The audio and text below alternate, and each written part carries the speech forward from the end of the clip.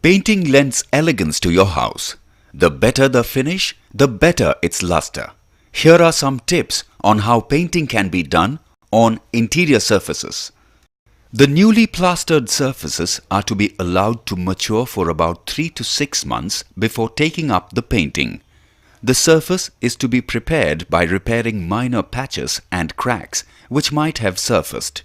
The surface is then cleaned thoroughly to remove any loose particles, grease and oil stains, etc. If there are any minor undulations, they can be covered using putty, and if there are major undulations, using plaster of Paris. The interior surfaces should be smoothened by scraping with sandpaper before painting.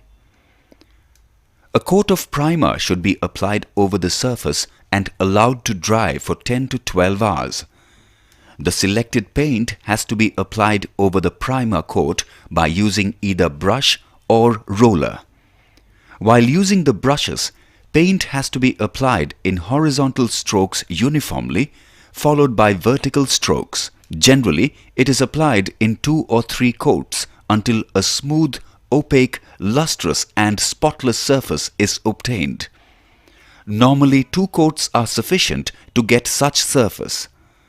The gap between applications of 2 coats should be for a minimum of 7 days. Rollers are widely used in place of brushes. The usage of rollers give an advantage of relatively lower consumption of paint, and one can get better uniformity in surface finish.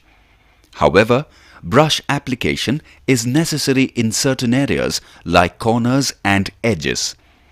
The roller loaded with paint is moved on the surface from floor upwards and then downwards, gently covering the entire surface. Surface preparation is important before painting. Surface is leveled using putty and smoothened with sandpaper.